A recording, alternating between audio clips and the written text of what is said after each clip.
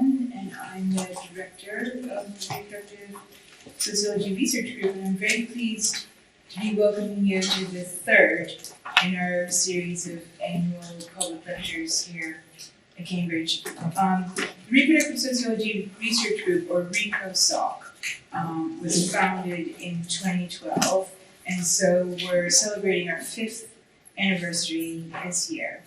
ReproSoc is a small specialist research initiative. It's focused on the social implications of new reproductive technologies, the rise of the fertility industry, the connections between reproductive biomedicine and basic science, the social history of technologies like IVF and ICSI, and the broad questions that these pose in terms of both reproductive politics and reproductive justice. However, we're also dedicated to the task of moving questions about reproduction and reproductive politics more prominently into the mainstream of social and political thought. Our work is strongly influenced by feminist scholarship, in which reproduction and reproductive politics have long played a central role. But when anthropologist Raina Rapp described dragging reproduction into the center of social theory 22 years ago, she was describing a task that remains very much unfinished. We have yet to make adequately clear how basic concepts like modernity, progress, freedom, justice, individuality, nation, or economy are changed when we put reproduction at the center. And this is why the study of new reproductive technologies is about much more than the technologies themselves. Changes in the control of fertility and the means of reproduction are the expression of condensed historical forces at work, and they are the means by which some futures are built for some people rather than others. Technologies like IVF are not just about making babies.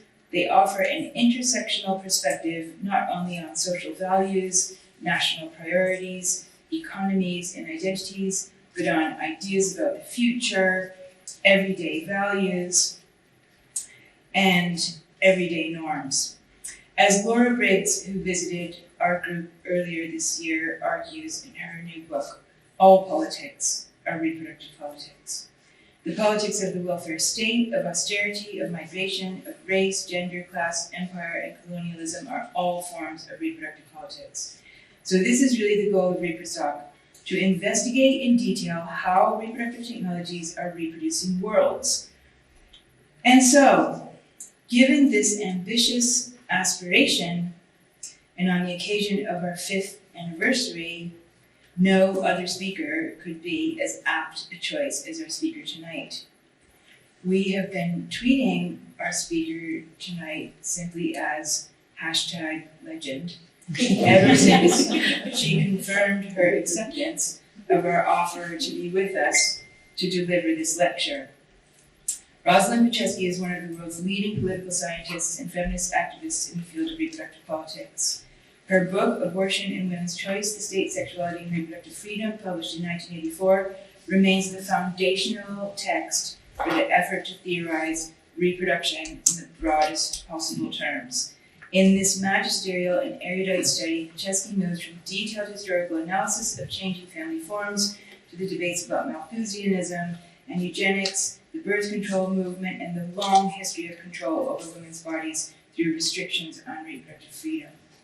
Never losing her close focus on abortion law, Petchesky demonstrated how to narrate the entire 20th century history of US politics, right up to and including the birth of neoliberalism in the 1980s, by putting reproduction at the center. For years, we've talked about having Roz here to speak, and it was beyond incredible when she agreed to come visit us here in Cambridge. Rosalind is Distinguished Professor Emerita at Hunter College and CUNY Graduate Center in New York. She was the recipient of a MacArthur Award, one of the highest honors in the United States, in 1995, and she's gone on to combine a distinguished career in academia with a leading role in activist causes, ranging from the International Reproductive Rights Research Action Group, which she founded, and the International Working Group on Sexuality and Social Policy. Roz is also an active member of the New York City chapter of the Jewish Voice for Peace, and the international BDS movement, and the Justice for Palestine struggle, which is the subject of her talk tonight. It's a landmark moment for me personally to be introducing Rosalind Petchesky to give tonight's lecture, so please join me in giving a very warm welcome to her.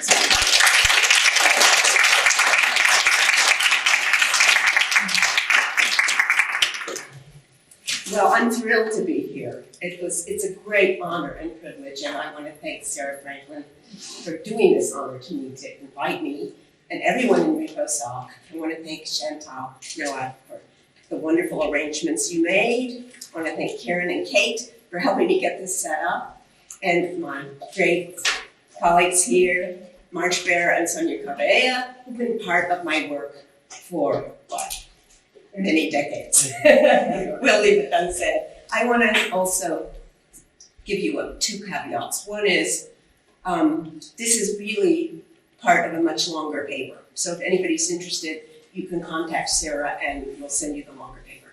Another is that I am by no means an expert on Israel-Palestine, much less the Middle East. This is more like a series of personal reflections. So, the years, there you go. The years when I did much of the work on sexual and reproductive health and rights that some of you may be familiar with were bookended by two profound experiences, both related to Israel-Palestine. This talk will focus on those bookends. In 1959, I traveled to Israel for 9 weeks as a starry-eyed 16-year-old with a group of other US teenagers. We were sponsored by the B'nai B'rith Youth Organization, what was the precursor to today's Birthright movement. Like Birthright, our trip was part of an official demographic policy supported by Zionist organizations and wealthy individuals to bring American Jewish youth to the Holy Land. The clear purpose was that we should fall in love, become lifelong ardent Zionists, and better yet, couple with a handsome Israeli soldier of whatever gender, then migrate to Israel to increase the population's ratio of Jews to Arabs. Today, this policy has folded into Israeli pinkwashing, deliberately targeting LGBTQ youth as potential love migrants. Equal opportunity Zionist enforcer is Israel. Ideally, if the birthright formula for hormonal encounters works out, it will seduce young Jews from the US and Europe to exercise their right of return. This right is guaranteed in a 1950 Israeli law giving automatic citizenship to diasporic Jews, but not to Palestinians. However, in my case, the use of romance to inculcate Zionist ideology backfired. I did meet and have a crush on a handsome Israeli soldier assigned to our group, but I didn't marry him. In fact, I got married on other times, but not two. In fact, I never went back to Israel until this year, and then on a delegation mainly to the occupied West Bank and East Jerusalem. Instead, I became a questioner of much of my liberal Zionist Jewish upbringing, and eventually an activist in Jewish Voice for Peace, considered the most left-wing Jewish organization in the US. Historical context matters a lot here. It affects how we see and what we see or don't see. 1959 was the beginning of the US civil rights movement. I had already become involved with groups trying to desegregate public schools and accommodations in my home state of Oklahoma. Unbeknownst to me at the time, it was also the year when the first international anti-apartheid conference was happening in London. So in my young eyes witnessed racism in Israel, not only Jew against Arab, but also European white Jew against dark-skinned North African Jew. I was dismayed, to say the least. My most vivid memory is of a benign setting hanging out around a swimming pool at a kibbutz. A white female member of the kibbutz who spoke with a Brooklyn accent warned me not to talk to a dark-skinned young man because he was African. I asked her why. She said, he's African. Must have been Yemenite or Moroccan. This blatant racism was a stab to my heart because it seemed to contradict everything I'd always been taught about Israel and Jewish ethics as bastions of justice and brotherhood. What even worse was the cruel shock upon coming home, giving talks around my town, trying to tell what I'd seen, when a local rabbi disparaged my report. He told an elderly woman listener that I was only a young girl and didn't know what I was talking about. He had just been to Israel, and none of what I said was true. It was my first experience of being dismissed and muzzled for criticizing Israel or any authority, and why attempts today to stifle debate about Palestine and the boycott, divestment, and sanctions movement resonate so bitterly for me as for many other progressive Jews. By 1974, B'nai B'rith's affiliate, the Anti-Defamation League, had defined the new anti-Semitism as any criticism of Israel, and this became Zionist dogma until the present day. Also in 1959, a rash of anti-Semitic incidents, swastikas painted on synagogues, and desecrations of Jewish cemeteries was happening across the US. As a high school senior and international citizenship, this makes me laugh, international citizenship chair of B'nai B'rith girls, I was charged by the national offices of B'nai B'rith and the ADL with addressing this crisis. Then and now, it never occurred to me that fighting anti-Semitism and being critical of Israeli state policies and Zionist ideology were incompatible. Equating anti-Zionism with anti-Semitism is a philosophical and moral fallacy, as many people have argued. At the same time, I learned a life-changing lesson. The first fight would win me praise from the all-male leaders of my white ethnic community, while fighting the second against racism in any of its forms, especially Zionism, would bring their scorn and repudiation. Above all, I was being dismissed not just as a race traitor, a heretic, but as a know-nothing girl. My earliest feminist anger took root in this cauldron of religion, race, ethnicity, and gendered power. When I finally made my long-delayed return to Israel-Palestine last May, it was as a member of an interfaith peace builders delegation visiting with human rights defenders, former political prisoners, feminists, and other groups, Palestinian and their Jewish allies, in the West Bank, mainly in the West Bank and occupied East Jerusalem. Every day of my recent Palestine trip, I had to reckon with the reality that my being there at all was largely a result of privilege as a white Ashkenazi Jewish middle-class woman with a US passport. And I was jolted by the evidence all around me that for others, Palestinians in particular, forced travel or mobility and forced confinement or immobility are two sides of a coin.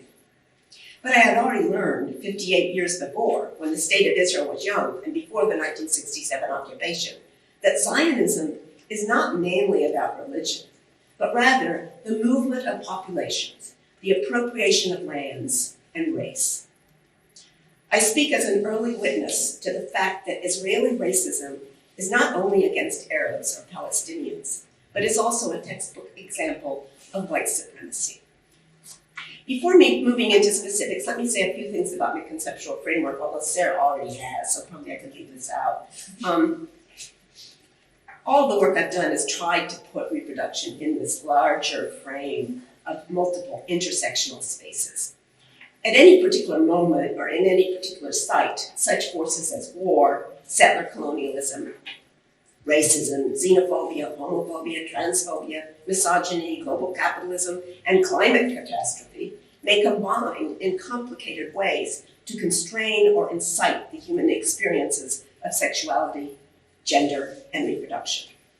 The individual bodies that live those experiences are never isolated subjects or purely self-determined, but always produced within social and material grids that we ourselves do not choose. As Judith Butler put it so well in Undoing Gender, our bodies are both private and public. They are our own, but never quite entirely our own. And I think work being done here at ReproSoc, especially with the Reproducing the Environment research group, is addressing exactly that. It's very exciting to me. Many of us have thought in these ways, have of course been building on Foucault's conception of biopolitics, and the vast literature of the past decades, both building on and critiquing Foucault. But I also want us to acknowledge the numerous feminist writings of the 1970s, 80s, and 90s, ignored by Foucault, Agamba, Masumi, and all the like, that were theorizing a feminist kind of biopolitics when they analyzed gender and reproduction in relation to the patriarchal and masculinist processes of nation building, colonialism, militarism, slavery, and race-ethnic conflict. And I'm thinking here of people like Mira Yuval Davis and Floya Anthias, Angela Davis, Zila Eisenstein, Maria Mies, and McClintock, and Stoller, and many others. John Monty, I could go on. Those feminist writers helped us to see that gender, reproduction, and sexuality always involve relations of power, and in modernity often take their form in the distorting clasp of racism, ethno-nationalism, and settler colonialism. But I'd like to shift the perspective a bit. I want to suggest that we might view ethno-nationalism and settler colonialism themselves as modes of reproduction, and that Israel-Palestine makes a useful case study of how this works. By focusing on Israel-Palestine, I don't wish to imply that that context has a unique place in the tsunami of injustices the world currently throws up, or that it deserves our special attention any more than, say, the genocidal treatment of Rohingya refugees fleeing Burma. Nor do I wish to deny its particularity, historic, religious, geographical, and so on. I focus on this case only because, as Jewish feminist and Palestine solidarity activist, this is where my heart and passion lie at this time in my very late time in my life. In doing so, I start from the basic premise that Israel-Palestine is a prominent example of an ethno-nationalist colonial state. Here I follow a long list of distinguished scholars, especially the Palestinian feminist Nadara Shalhoub-Kevorkian, whose work will pop up constantly in these remarks, and two Israeli Jews, both teaching here in the UK, the architect and political theorist Ayel Weizmann and the historian Ilan Pappé. Well, the Nakba, I will talk about the Nakba, the endless Nakba, and the demographic war. All ethno-nationalists and settler colonial states are saturated in a history of racism and its ugly legacies, not least my own society, born in slavery, those of Commonwealth countries like Canada and Australia. In the Israeli case, racism takes the form of a particular ideology, Zionism, whose proponents believe that the entire land of Palestine should be an exclusively Jewish state. Many reasons here we could talk about later. What complicates this picture of ethnic purity is the reality I myself witnessed in 1959. That in Israel, Jews themselves are stratified into superior and inferior under a regime of white Ashkenazi supremacy that relegates Mizrahi and African, darker-skinned Jews to a place of abjection in the biopolitical scheme. Reproducing nationhood involves deep-seated contradictions. On the one hand, ethnicity and ethnic projects are a political process. They remain engaged in an ongoing contest for hegemony, and thus they're always in a fluid state of becoming. On the other hand, ethno-nationalisms seek recognition as timeless, natural, and fixed, drawing on a range of identity narratives and claims to divine origin. Biblical myths of the chosen people and the promised land quickly come to mind. However, strategies of ethnic cohesion also take more practical forms, such as language. Yuval Davis cites the example of how Zionists reinvented modern Hebrew, which was mainly religious before, in order to include in their project Jews from all over the world. In one sense, this created a lingua franca meant to attract and bind Jews scattered throughout the diaspora. But in another, it acted as a tool of division and exclusion, privileging Western European over Eastern European Jews who spoke Yiddish, and demoting Arabic, which was the spoken language of Arab Jews throughout the region, to say nothing of non-Jewish Palestinians. One thinks of this when walking through the streets of occupied East Jerusalem or Hebron today, and seeing how Judaization campaigns erase Arabic in street signs and replace Arabic town and village names with Hebrew ones. So language and its manipulation operate in part to control not only the identities, but also the movement and spatial orientation of populations. This reminds us that cultural reproduction is profoundly demographic, which means actually that it's also racialized and gendered at the same time. It becomes completely clear when we look at Israel's more overtly pro-natalist policies and policies to correct the demographic balance through a two-pronged approach, encouraging the immigration of Jews and stifling the return, movement, and decent livelihoods of Palestinians and other non-Jews. Yuval Davis discusses Zionist policies, very much like ones in the 20th century US, by the way, to encourage Jewish women to have more children through family policies providing child allowances, maternity leave. Oh my God, I forgot to turn off my phone. That's really embarrassing. You guys maybe remember that I didn't. Goodness. Did this ever happen to you when you were speaking? Sorry, people. Where was I? Okay. So she says, in contrast, not having children, or even marrying and having children out of the Jewish community has been seen as contributing to a demographic holocaust. The same message comes regularly from ardent Zionists in the US, like Sheldon Adelson, one of Birthright's and Donald Trump's biggest donors. But the other side of the eugenicist coin is anti-natalist policies aimed at not only Palestinian families, but also in different periods, Yemenite and Ethiopian Jewish families. I'll come back to this. Israel is no exception in prioritizing demographic policies concerning birth, death, and immigration in their ethno-nationalist master plan. Many feminist writers have analyzed how women's bodies become the vehicles for reproducing the nation's numbers, its soldiers and taxpayers, free workers and slaves, its culture, and so on.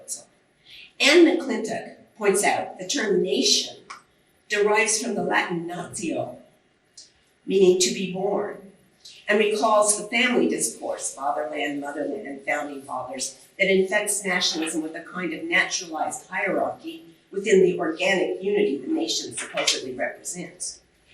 Feminist political theorists have shown how nation building and state formation become proxies for powerful men giving birth.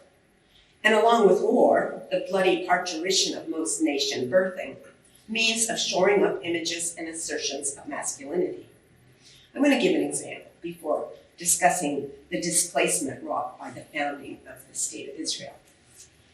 I want to look at a particular historical moment leading up to 1948. It was a top secret meeting of 20 male Zionist leaders held here in Britain in 1941 at a place called New Court, St. Swithin's Lane. You know what this is? No idea what this is. Their purpose was to strategize about what to do with all the Jews who were being chased out of Europe and left homeless, whether and how to go ahead with creating a Jewish state in Palestine, and the profound political bargains this would entail. Now, it won't have escaped you, of course, that beginning with especially Lord Balfour, even before, but Lord Balfour's declaration promising the Jews a homeland in Palestine exactly 100 years ago tomorrow, by the way. The British were the major international sponsors of Zionist colonialism in the 20th century. So attending this secret meeting, among others, were 3 Rothschilds. It's hilarious. Guess what the password is for the Wi-Fi here? Mm-hmm. Okay. 3 Rothschilds, 3 members of the House of Lords, Simon Marx of Marx and Spencer, Chaim Weizmann, and David Ben-Gurion. Mm-hmm. In other words, an elite West European Ashkenazi patriarchate. What's remarkable for our purposes is the meeting's central theme, the transfer of populations. Weizmann and Ben-Gurion urged the necessity of establishing not just a homeland, but a Jewish state with a Jewish majority, encouraging as much immigration as possible of Jews from around the world. One dissenter from this view worried that the idea of a Jewish state seemed dangerous, exclusionary, even sort of Hitler-like in its emphasis on one religion and one race. But Weizmann and Ben-Gurion prevailed, insisting on the necessity of a majority Jewish state with a Jewish name, Eretz Yisrael. It would be based not on Judaism as a religion, but being a Jew, an ethnicity and birth. The date of 1941 is worth noting. Although the Nazi Holocaust is often used to justify the project of Jewish sovereignty over all of Palestine and the dispossession of indigenous Palestinians that would entail, these plans were in the making well before people knew the full horror of what would happen in Germany. Israeli and Palestinian historians of the founding of Israel traced the Zionist dream of hegemony in Palestine much further back. According to Ilan Pappé, their desire to empty the future Jewish state of as many Palestinians as possible to de-Arabize Palestine formed a crucial pillar in Zionist thinking from the late 19th century, at least, from Theodor Herzl. Its most influential proponent, Ben-Gurion, had warned as early as 1937 that maintaining a favorable demographic balance between Jews and Arabs in Palestine might necessitate the use of force. And in a speech in 1947, he said that only a state with at least 80% Jews is a viable and stable state. At the heart of Zionism as total sovereignty lie two fundamental precepts. One of these is racism, or the belief in Jewish, and I would emphasize white Ashkenazi Jewish superiority over Muslims, Palestinian Arabs, and also non-European Jews. I still find it shocking how far back and how deep this goes. Chaim Weizmann wrote, for example, to Lord Balfour in 1918, and continually used stereotypical slurs to refer to Arabs as inherently treacherous and deceitful. Many Zionists, even liberal ones, like the esteemed Reform Rabbi Judah Magnus, in 1929 refers to the Palestine Arabs as still half savage and their leaders almost all small men. A familiar variation of these self-serving racist ideas is the belief that the colonized, the enslaved, the subordinated should welcome their subordination as an improvement of their lot. When I was doing, I'm not really a historian, but I try. When I was doing a bit of research in the archives of my childhood Jewish community, I found these statements written by rabbis in the Tulsa Jewish Review of 1936. 1936, which was a really important year of massive Palestinian uprisings against the British Mandate authorities and an influx of Jews into the territory. One rabbi asserted condescendingly that Jewish immigration brought to the Arab masses more prosperity and material advancement in a decade than they had known in a millennium. Another argued, the average Arab in Palestine sees the advantages accruing to him in the wake of the Jewish influx. If agitators trumpet about the parallel between the treatment the American Indian received at the hands of the white intruder and that of the Arab at the hands of the Jew, let them read their history and know that the Indian was given firewater and firearms by the newcomer, while the Arab gets a modern reaper and electric light. As these rabbis in Oklahoma confirmed, the Zionist movement was already being spread from pulpits in towns across America by the 1930s, and criticisms of its likeness to extermination of our own indigenous peoples must have been in the air. Here they were simply repeating the claim of Zionist leaders from Herzl to Ben-Gurion to today, that Jewish European settlers brought superior intellectual and technological capacity to Palestine and would improve lands falsely portrayed as barren and neglected. From this view, Jews had the right to expropriate the Arab residents whose very existence, much less humanity, they barely recognized. Hence that well-known saying of a land without a people for a people without a land. And of course that was a lie. It is painful to recount that a part of Zionist Israel's demographic plan has been not only the Judaization, but also the Europeanization and whitening of Israeliness. In the 1970s, the Mossad, the Israeli Secret Service, began a campaign of airlifting thousands of Ethiopian Jewish migrants out of Sudanese refugee camps and into Israel. But this apparent attempt to elevate Jewish numbers was evidently accompanied by a good deal of ambivalence with regard to race. Young Ethiopian women and men are deemed fit to serve in the military and often posted in frontline positions at some of the most volatile checkpoints. We saw them frequently in their army uniforms with Kalashnikovs slung over their shoulders. Yet since their arrival in Israel, the Ethiopian Jewish community has been subjected to every kind of discrimination and abuse in housing, jobs, and segregated schools. They have suffered disproportionately high rates of poverty and unemployment, and always are protesting against incidents of police brutality. Meanwhile, government officials have finally acknowledged the practice of injecting Ethiopian women with the long-acting contraceptive Depo-Provera without their knowledge of its full implications or their full consent. Eugenic practices also appear to have been inflicted on the Yemenite Jews migrating to Israel in the years after the Nakba.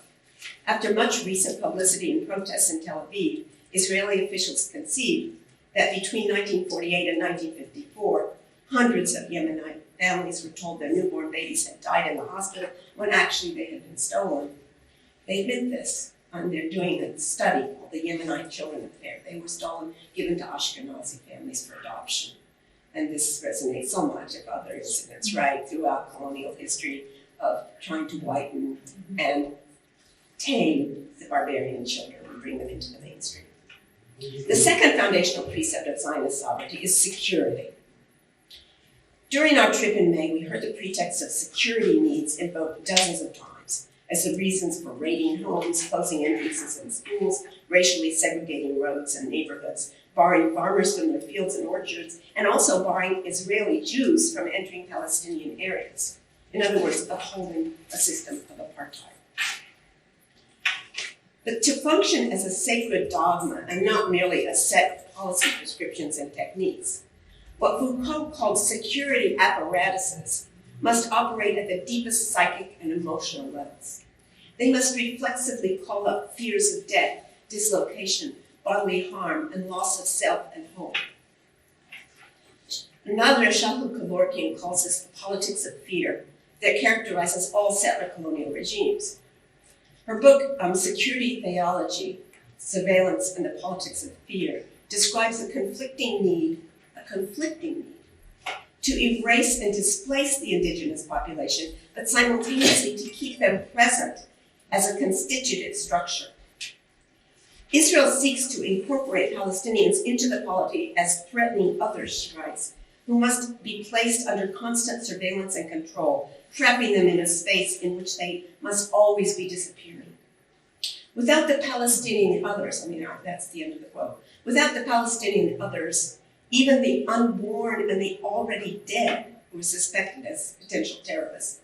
The entire security apparatus of walls, checkpoints, militarized environments, land appropriations, to say nothing of billions of dollars a year in US military aid, would lose its rationale.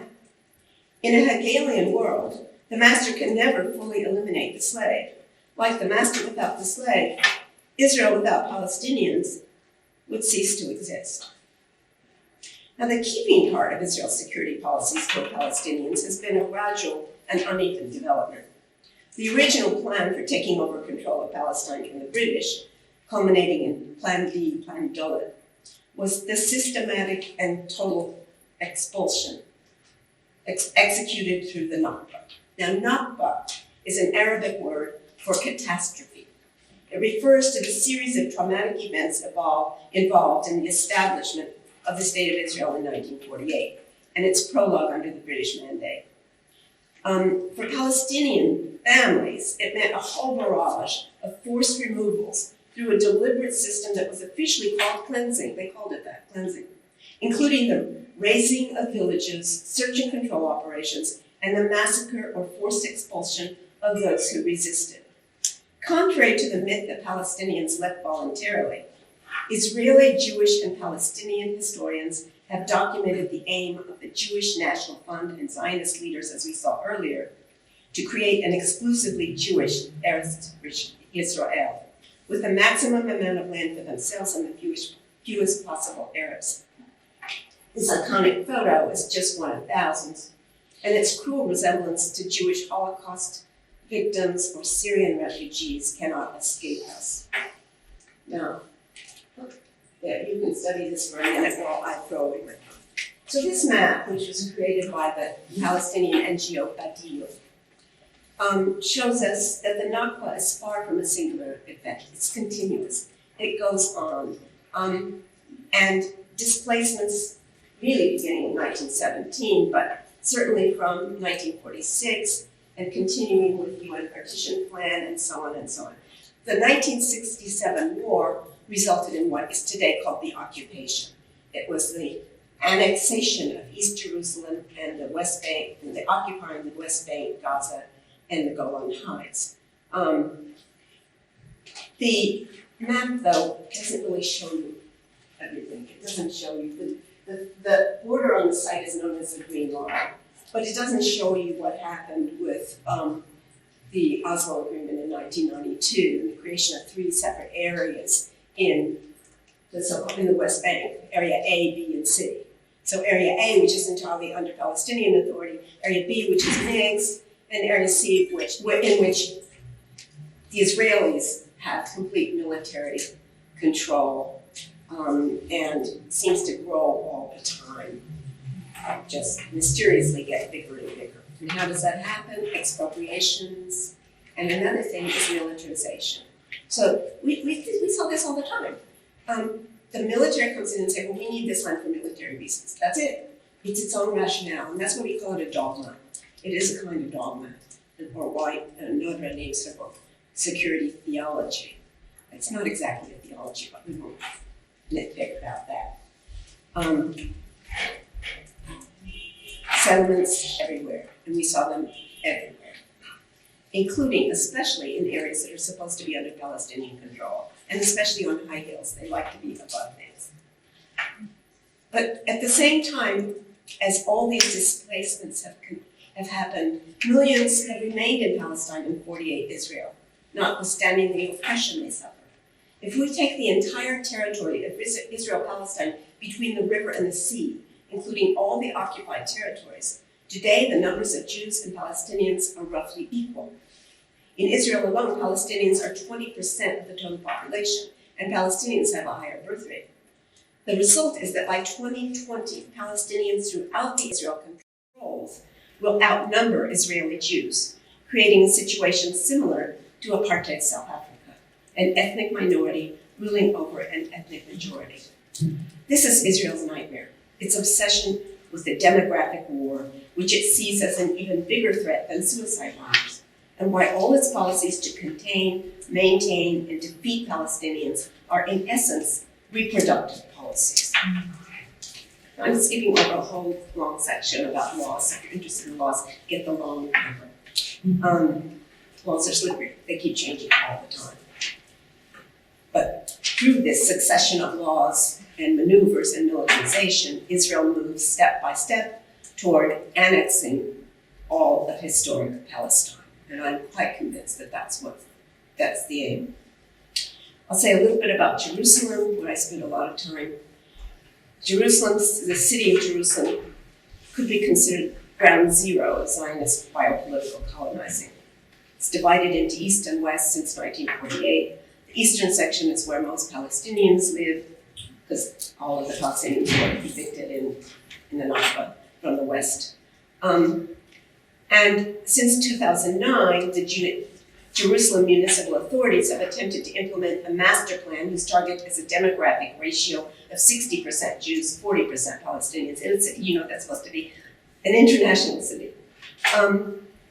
So, according to the Israeli human rights organization B'Tselem, nearly 15,000 Palestinians have lost their homes and residency rights in occupied East Jerusalem since 1967. So there's a clear aim here to Judaicize the entire city. Shalhu Kevorkian writes, the Judaization of space is a demographic strategy of managing populations that fragments social, political, and economic life and attacks the Palestinian home at its core. The key word here is home. What is a homeland? Who deserves it? Through what means and at whose expense? As I suggested earlier, Zionist colonialism is a double-sided process involving both forced expulsion and forced confinement. On the one hand, methods such as evictions, expropriations, revocation of residency permits, and house demolitions force people out. On the other hand, those who manage to stay find their home spaces and children hemmed in on all sides by walls, checkpoints, surveillance cameras, unannounced night raids, and arrests. One of Nadra's respondents told her, our neighborhood has become like an animal cage. I.L. Weitzman's analysis of the Israeli architecture of control helps us to see the larger geopolitical and geostrategic dimensions of this system, whereas Nadra Shalhu Kevorkian's work, based on hundreds of personal interviews and community observations, takes us into the deeper psychic, bodily, and gendered experiences of what she calls spatiocide or sociocide. These complementary vantage points are both necessary to understand Israeli biopolitics.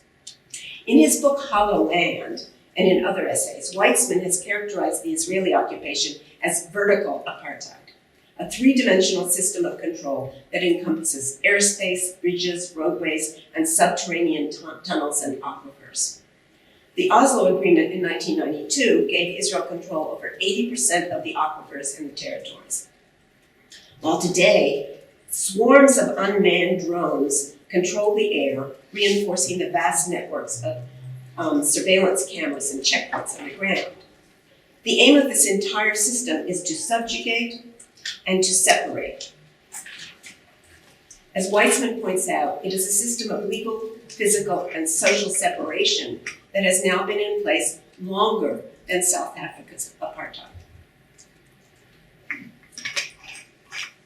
While nothing both symbolizes and actualizes the internal confinement of Palestinians more than the separation wall, actually we should call it the annexation wall or the apartheid wall, but here you can get a sense of its towering presence. That's up my group, you were there looking up at it. Up to 26 feet high in its concrete sections, adorned with security cameras, you can see them there, winding in and around and through towns and neighborhoods, sometimes cutting off one part of a family compound from another.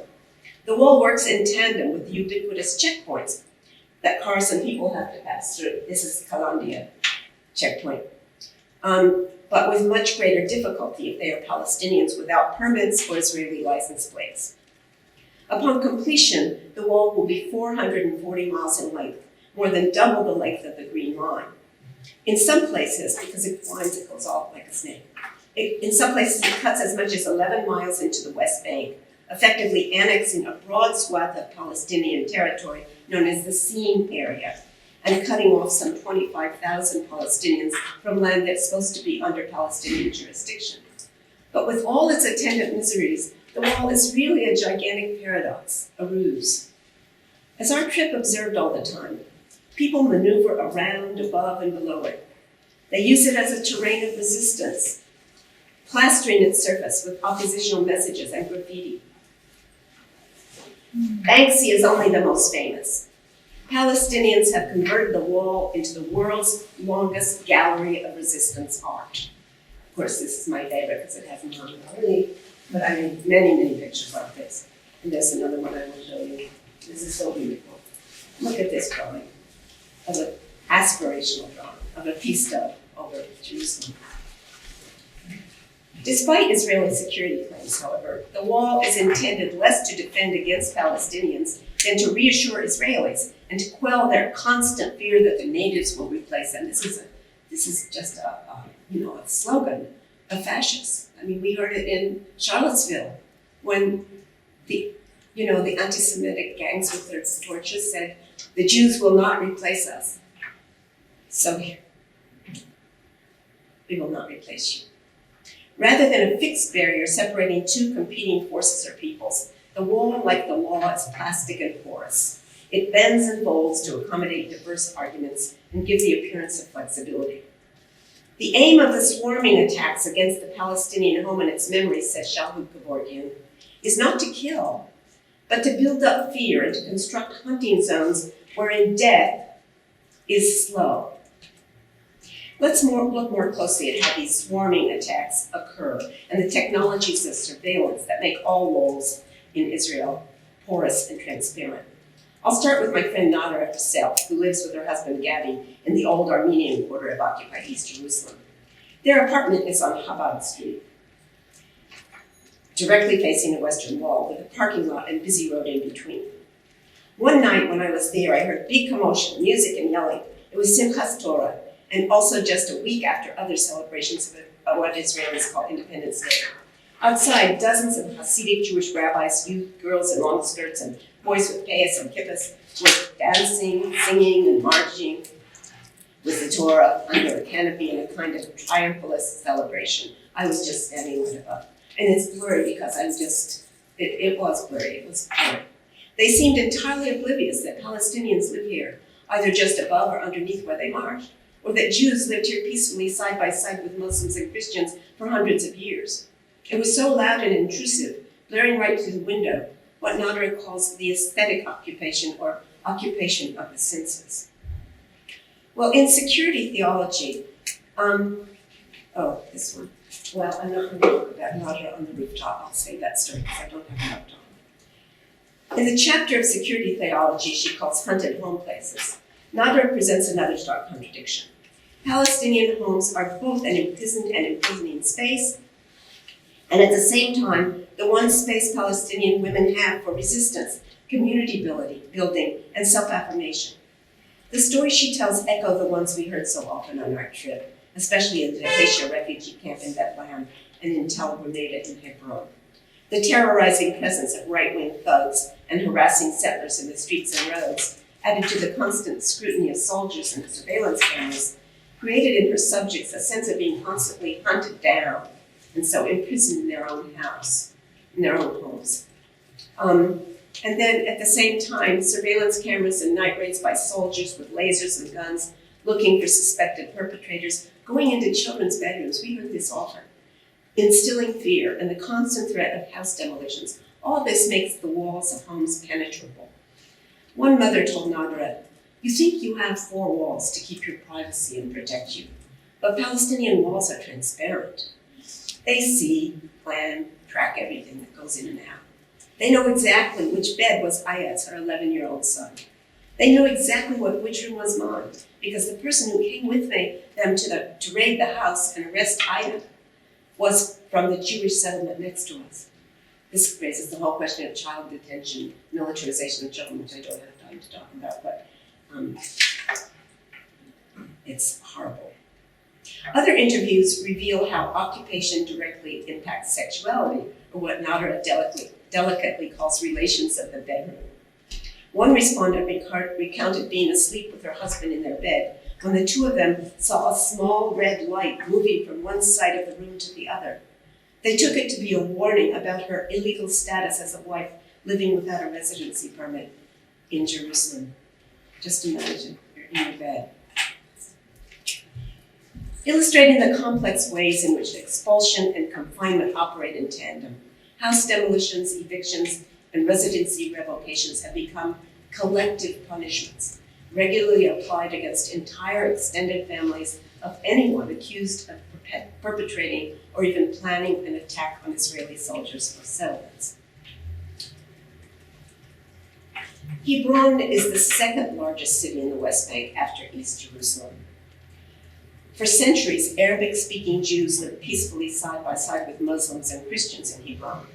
But today, local Palestinian activists call it a ghost town.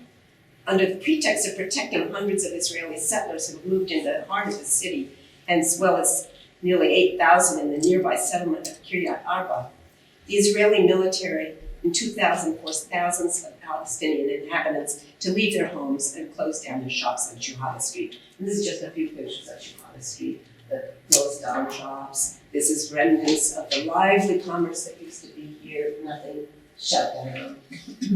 There's homes, apartments that were just boarded up and stoned up.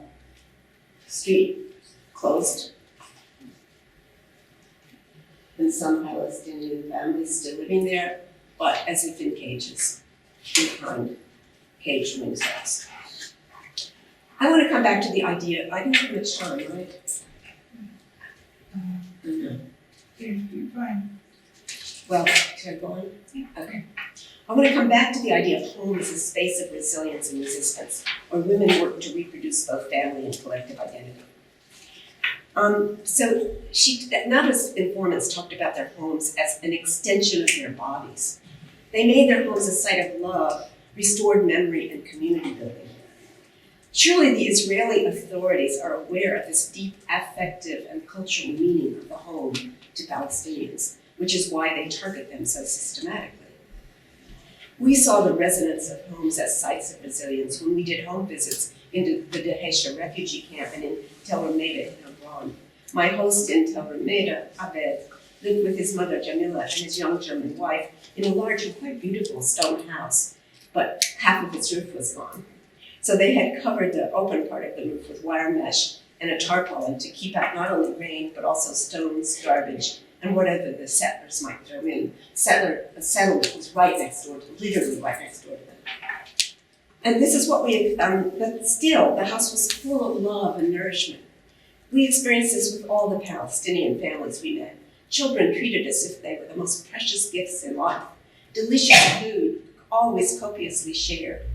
In Detention, we learned how households functioned as transmission points, signaling to each other with cell phones when the soldiers were coming, when to hide the children and youth from night raids. And this network of house-to-house support and solidarity functioned all through the camp. My favorite example of a Palestinian woman who makes her home a site of resistance and refuses to leave is Sassan Hamande. I love this woman. She lives in her extended family village in the Hebron Hills. The catastrophe and it's a Bedouin family, this is the Bedouin area. The catastrophe of dispossession is particularly dire for the Bedouins, who've been continually displaced from their traditional rural roaming areas and communal villages in the Nakab or Negev, and so made into internal refugees. Sassan lives against the odds in this Bedouin village, where her extended family and kin have lived for years, tending their sheep, camels, and crops, but now surrounded by hostile settlements. After the evacuation order in 1999, the family came back and rebuilt their modest dwellings when an Israeli official decided the land wasn't worth much anyway. That didn't prevent the settlers from constantly harassing Sassan's family, poisoning the wells and fields where their sheep grazed and burning their crops. A decade later, when Sassan was 19, the soldiers came again and ordered her and her family to evacuate for real this time, saying the land was needed for military purposes. Sassan stood up to the senior commander, she's 19, asking him, "Where is your court order?" His response was to push her to the ground and fire pepper spray into her face, after which she was arrested and detained in the police station in Correa settlement for a total of 19 days. For the first 4 days, her family had no idea where she'd been taken. In order to get her case heard, her parents had to raise an exorbitant fine. Israeli military courts actually also become big extortion rackets. So she could go before a judge. So she did go through, they raised the fine, she went before the judge. The judge says he'll release her on 3 conditions. 1, she never returned to her community. 2, she never resumed her active participation in protests. And 3, she take a very long and circuitous route to go to her university classes because the more direct route was reserved for settlers. In fact, she totally defied everything. She defied all these orders. She moved back with her family, she continued to protest, and she completed her studies, earning a BA in sociology. And today is a 26-year-old woman acting as the community's official spokesperson. I asked Sassan if she thought her harsh treatment was related to being a woman. She replied in Arabic, "Yes, absolutely. They cannot stand seeing a strong, defiant Arab woman. It contradicts all their stereotypes of Muslim culture and female weakness and repression by Arab men. Sassan will never stop struggling or defending her home." Well, I was going to talk about the prison system. I don't have time, but just think of mass incarceration as pervasive and ubiquitous and affecting every single Palestinian family. There's no Palestinian family that hasn't had someone in jail, and mostly it's men. 40% of all males have been in prison, 20% of the entire Palestinian population, and 40% of all men, and it's mostly men and boys who are taken to prison, but not all. I just was thinking about this afternoon. You know, they take the most charismatic potential leaders. You know, they don't kill the potential, Fred Hamptons or Malcolm X's. They just disable them and make it impossible for them to function. So prison and police brutality is one of the ways to do this. And it's indistinguishable, protests against the prison system, from the struggle for freedom writ large. When we were there was a massive hunger strike, you might have heard of it, a hunger strike in the Palestinian prisons. And it's a frequent tactic. These were mothers in tents. We saw them everywhere in all the towns in the West Bank. There were these family strike tents, but mainly the mothers holding photos of their sons and recalling to many of us the use of motherhood as a political weapon by the mothers of the Plaza de Mayo in Argentina or many other places too. I also can't talk about the child detention system. I'm sorry I don't have time, but do keep in mind this one thing. that Israel is the only country in the world that criminalizes children as young as 11 or 12. Remember the story of Ayed, he was arrested in his bedroom and prosecutes them in military courts, okay? I mean, it's not that children everywhere have it better, it's just that this is a particular system for criminalizing children. And it is amazing, actually, when you think of all the ways in which children's lives are enveloped in an environment of insecurity by the Israeli security apparatus. It is amazing that they have so much. I mean, the Palestinians have this word sulud, and it means, sulud means steadfastness in Arabic. I guess we'd say maybe resilience. It's ingrained in children, almost from birth, I think, Palestinian children.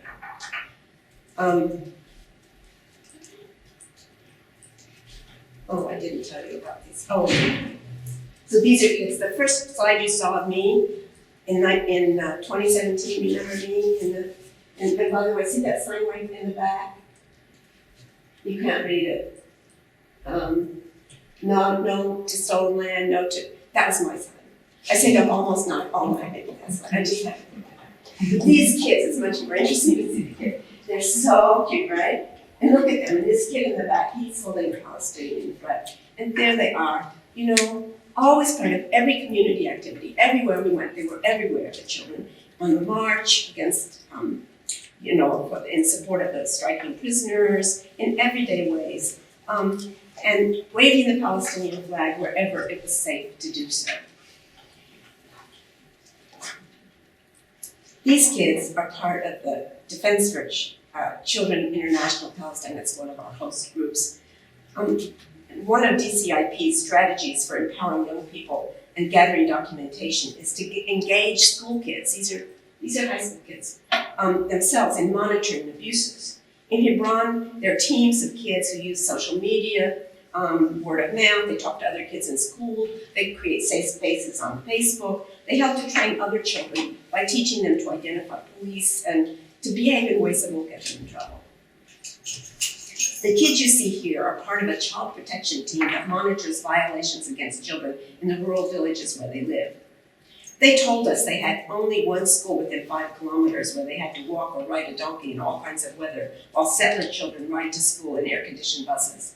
Some of their friends are child detainees who are allowed no phone calls and only once-a-week visits. When one of our group members asked them, "What do you aspire to for your lives and your community?" the young man, third from the right, said, "We wish we could travel around and see our beautiful country." This just broke my heart. And the young woman, Marge, on the far left, who seemed to be the group's leader, replied, "We hope to live in freedom and have our dreams. If each of us carries our dream, it will come true." Well, the last section is going to talk about birth, death, and life after. And I really am, can I take 5 more minutes or not? 5. Just 5, okay. I'll skip Mbembe. If you know about, if you were interested in Mbembe and necropolitics, ask me in the Q&A.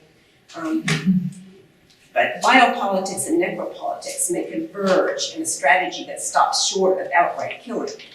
And this is especially true in Gaza. Didn't have time to talk about Gaza, but where bare life is really, really a reality in Gaza. This means not killing. It's like Nara talking about not killing, but slow death. The Palestinian NGO Badil reports that in the Detention refugee camp, and this slow death is through debility, through incapacity. In the Detention refugee camp where we were and where many Palestinian young men have been killed by Israeli forces, the soldiers increasingly are using a tactic of firing live ammunition at youth caught in confrontations, not to kill, but to maim. By aiming at their legs, a practice called kneecapping, the ILF, Israel Occupation Force, we don't say Israel Defense Force, seeks to squelch resistance, terrorize, and cause permanent physical and mental damage. I will make half of you disabled, and let the other half push the wheelchairs, an Israeli military commander warned the Deheshi youth. Walking through the narrow streets of Deheshi and viewing these wall portraits of young male residents of the camp who were killed by Israeli soldiers, I feel a welter of strong emotions. The faces are so striking in the intensity of their gaze, their size, their power. The question mark asks, who will be next? And it also makes me think about the lost lives of young Black men and women, too numerous to count, in cities across America, similarly victims of militarized police violence. At the same time, there's a parallel positive message here telling us that Palestinian lives matter. One of these faces belongs to Mumtaz, the young cousin and nephew of our hosts, Murad and Najib Oda, leaders of Leilak, the Palestinian Youth Action Center that's in the Deheshi camp. Murad is only 28 himself. He's already seen 13 friends and family members, including his cousin, shot dead. Yet I can't help feeling the Israeli authorities too must sense and fear the power of these images. They hover like ghosts of the colonized dead, interrogating the very legitimacy of the colonizer. And I'm quoting it from Nadra, who's quoting from Derrida. Well, this is remarkable. I'm at the end, and I left the issues of pregnancy, childbirth, and birth control to the very end, and I don't have progress. That's unbelievable. So should I just stop at that? Well, I'm sure We can come back to it, so let me just go to the conclusion then. Oh, sadness, okay. But I'm talking about all the ways that pregnant women undergo severe, and you maybe read that, I think some of you anyway, I said it reading ahead, what Nadra calls ontological claustrophobia. I mean, imagine being pregnant and rushing through the street with tear gas coming on, or worrying that you can't make it to the clinic on time, and so you don't make it, and you are going through a checkpoint, and you have to deliver, but you have a stillbirth, or you die. These are common occurrences in Israel-Palestine. One person told Nadra, their military occupation occupied my womb. They are after us. She had a stillbirth after encountering gas grenades. They are after us, after the young and old, even the unborn. So Israeli demographic and urban planning policies are explicitly and deliberately reproductive policies in the way they control and sometimes subvert Palestinian births and separate pregnant Palestinian women from their traditional extended family support networks. And still, Palestinians persist in having children, seeing birth as a sign of a better future. And the fact that they do so, and they go through checkpoints, and they go through all these incredible hurdles, even to give birth, have to be considered acts of defiance. By the end of our trip, I felt that, given all of this, the best hope for Palestine lies in its youth and children. These young girls in the Bedouin village we visited in the Negev, their expressions so full of expectation and suited.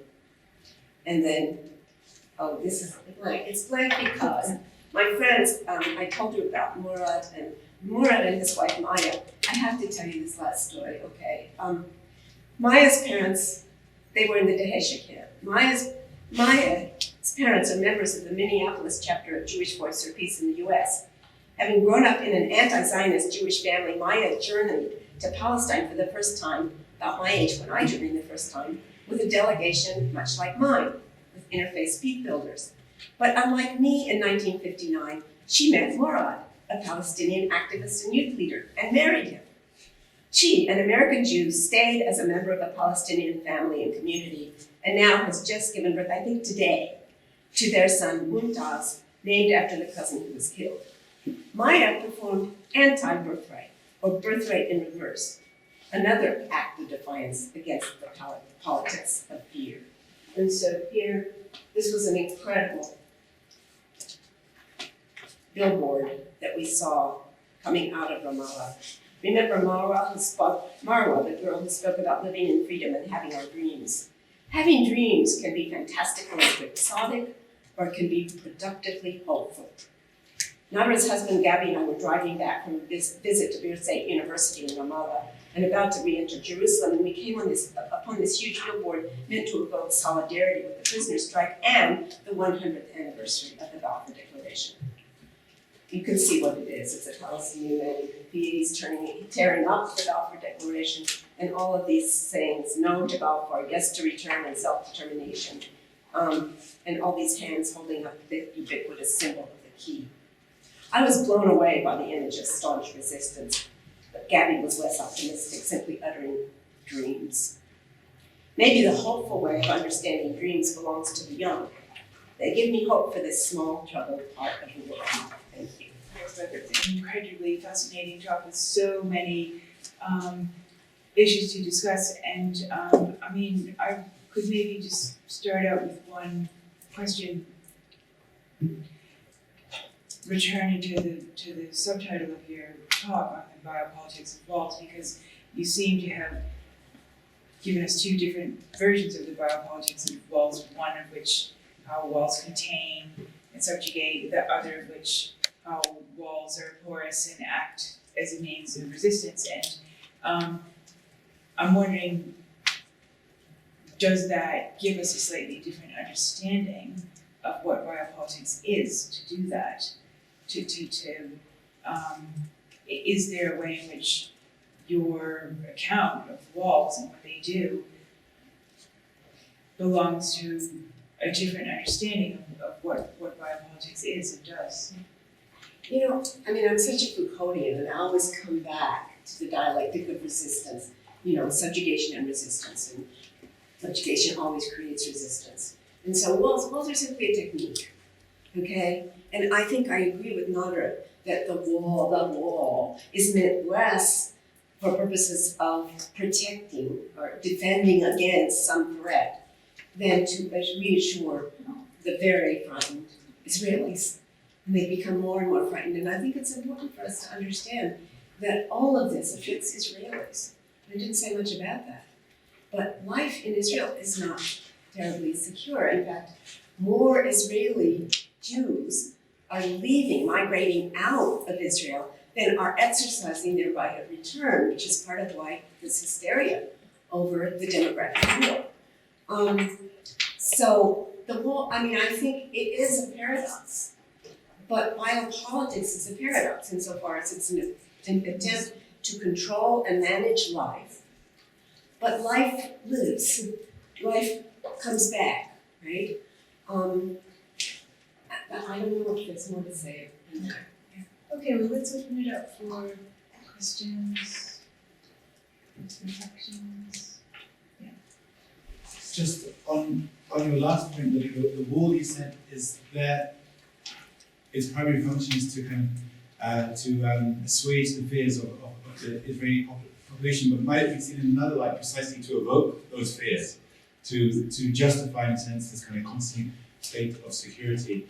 And in that regard, it's productive of a different kind of aspect of repertoire, not one of comfort, but one of profound fear, and that is precisely its purpose. I totally agree with you, and I think that's the politics of fear. I think that's what Marge means in her book by talking about the politics of fear. But I also think that it's true of the security industries throughout the world. I think it's true, in the US, you know, the orange alert, the red alert, the this alert, the that alert, it's compounded all the time in its purposes. What is your name? Michael. Michael, thank you. Exactly what Michael was saying. It's to create fear. Because, and it's what I was saying, without that fear, there is no rationale for an enormous military apparatus, billions of dollars coming from the US. You know, we, in Jewish Voice of Peace, we're engaged in a campaign now called Deadly Exchanges. The Deadly Exchanges campaign, which begins next week in full force, is to expose the exchange of military and surveillance technologies between Israel and the US, between local police forces, NYPD, the LAPD, Ferguson, all of them have sent expeditions to meet with the Israelis. The Israelis, you know, I didn't get to talk about law, but the Israeli State Act, which is going in the Knesset now, was introduced by this guy named Avi Dichter. Avi Dichter was the head of Shin Bet, which is the Secret Service, Shin Bet, in Israel for a long time. He's the architect of the targeted assassination methodology. He came in 2006 to Washington. He met with, all the national security guys in Washington, sharing all of this stuff. I mean, it's all back and forth. They're married, let's face it. And Avi Dichter so happens, she didn't know this, I told her. Avi Dichter had one of those sinecures that Israel gives military guys in the universities, in Hebrew University, where Nadra teaches, in the office right next door. And I was just, I don't know how she does it, but anyway, yes. Thank you so Say your much. name. I'm Zainab. Okay. Thank you so much for your talk, and it was, the images too were very helpful in kind of picturing this almost very difficult to understand situation, because it's, there's so many layers to it.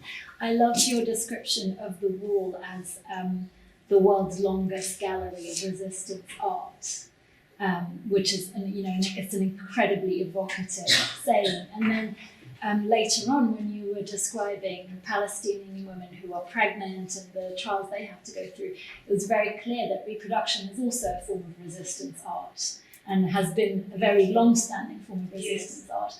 And I was just wondering if you could just reflect a little bit more about the gendering of resistance in this particular context for us. Well, thank you so much for that.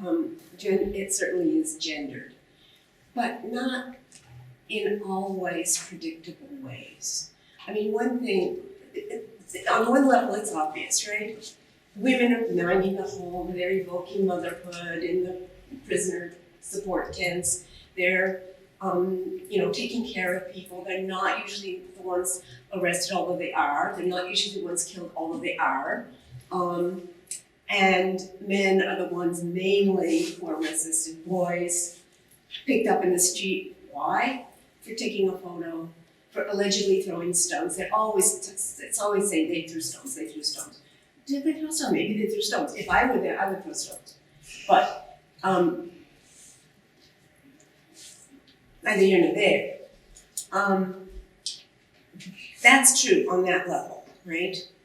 On another level, as Sosan, the young woman from the Bedouin village who I loved and talked about, as she emphasized, it's really an Islamophobic stereotype to say, always think that Muslim women and Palestinian women are downtrodden. That's what the IOF thinks. That's what the Israelis, military and political establishment think, that they are downtrodden. They are not going to resist. They are not the real threat. So what we found was leadership among women. The young woman, Marwa, she was the leader of that whole group of kids. There was no question. She was so strong. She was incredible. And when we went to Youth Against Settlements, which is a Palestinian NGO in Hebron. Its leader is very famous, Issa Amro. Issa is very charismatic. He's fabulous. He is.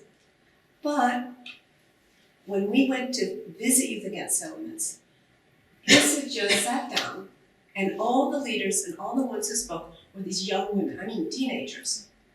And they were really brilliant. The women I met with in Berer at the Women's Studies Department in Berer were also just incredible.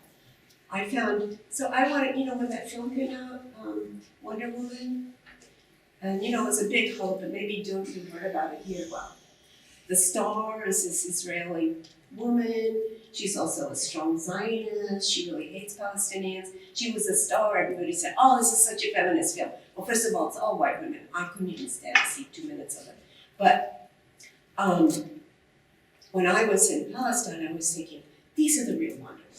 These Palestinian women are the Wonder Women. I met a lot of them. And I would consider them very heroic and also leaders. So I think you have to get beneath the surface and see. There's a long way to go, but. Thanks so much, Joyce. I would like to hear from you a little bit more about resistance, but resistance in the Israeli society itself. Sure. I think there's always a blind spot. We don't know much about that, what is happening there.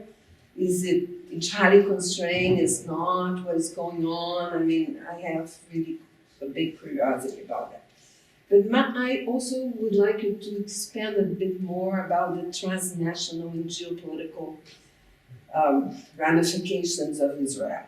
You talked a lot about the security industry, and you're right, they are not just training the police in the US, they have been training the Brazilian police for the big mega events of the World Cup and the Olympics. They are all across Latin America. There are market compacts between the Brazilian industry producing small arms and the Israelis. There's a whole complex there. But I'm really concerned now about connections between the Brazilian evangelics and Israel. Okay? There's a whole stream of going to Israel to visit the Christian site of origin, which implies baptized in the Jordan River, people being reborn in the Jordan River, including politicians.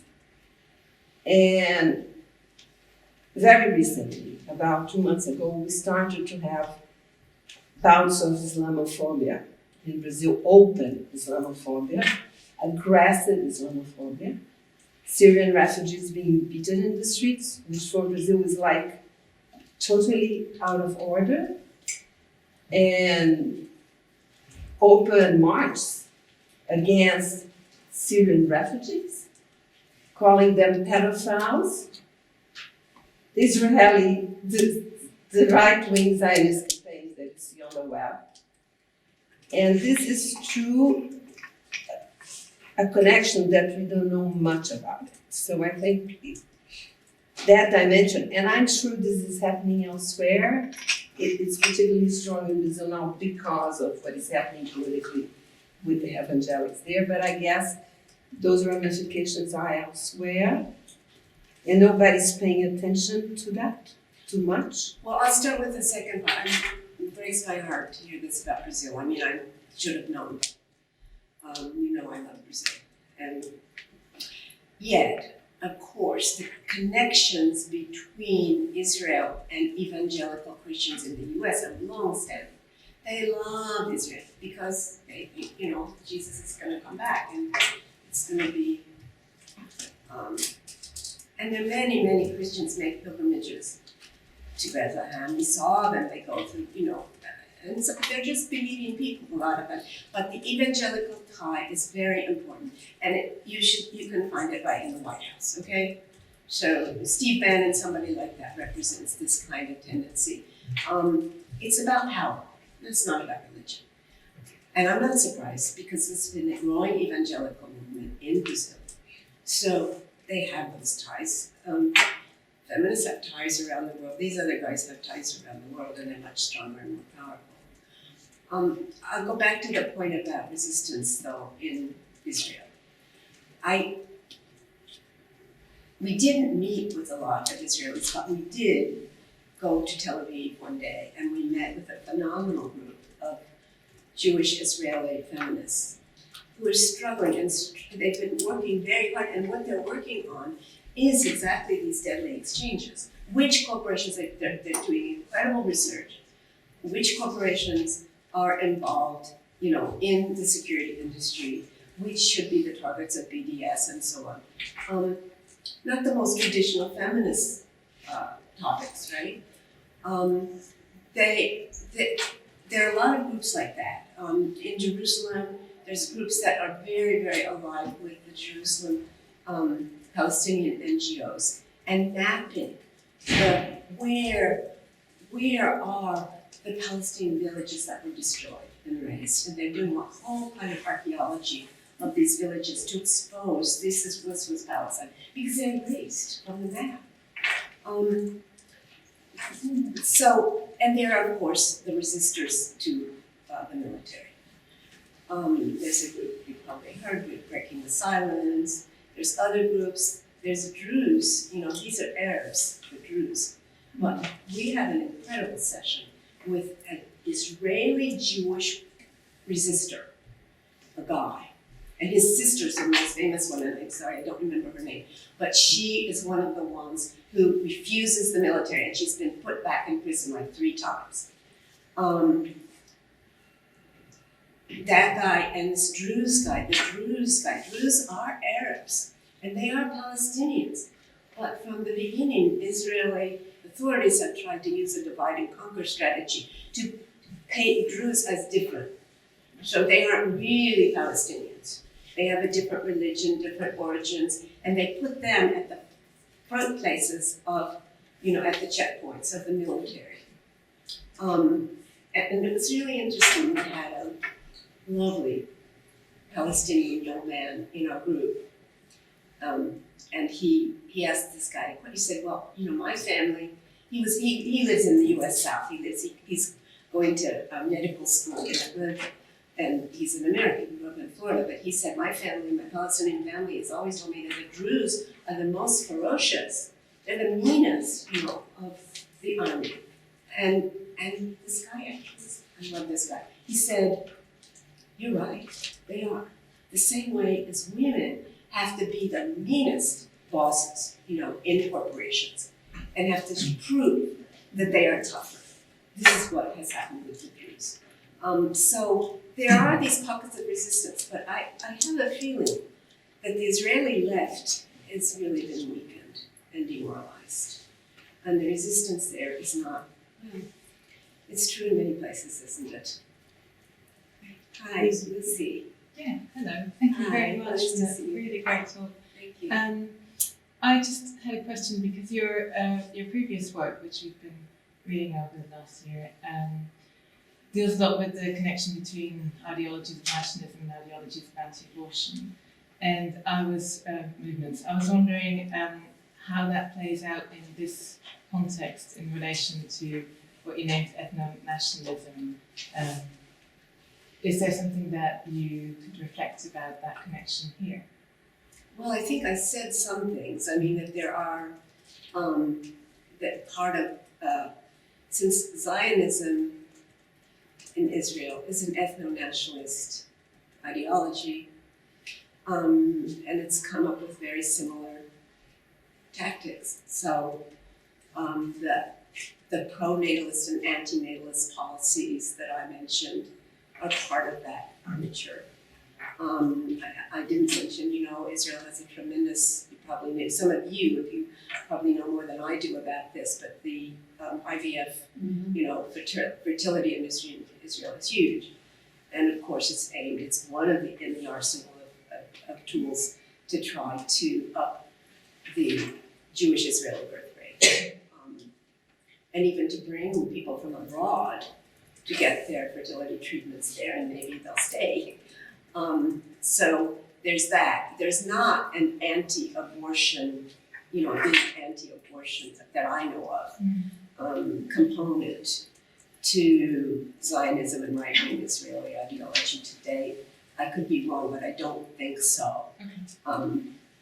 So, I mean, abortion hasn't been a big issue there. If anybody knows differently, let me know.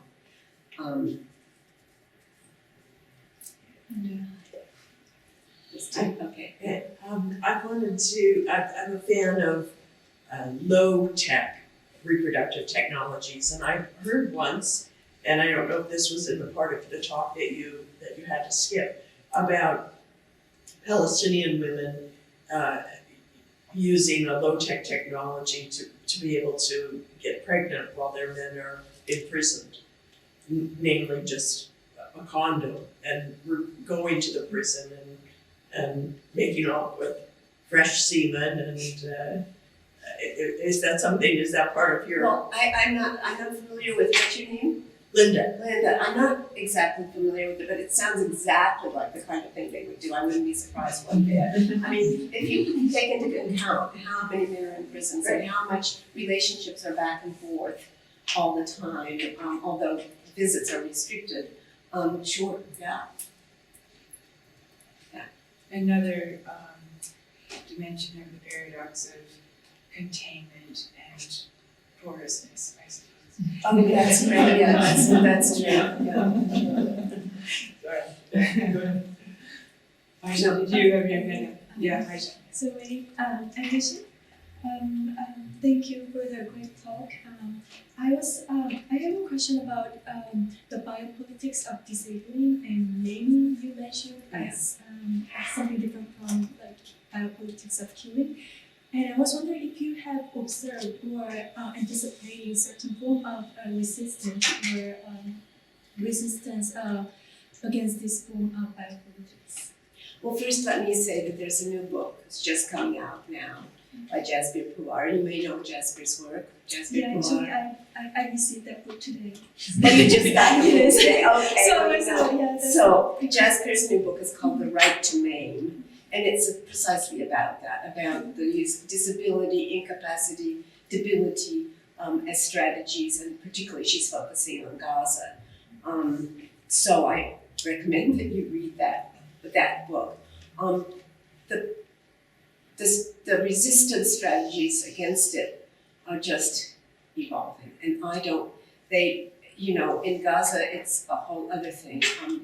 I think Gaza is called an open air prison for good reason.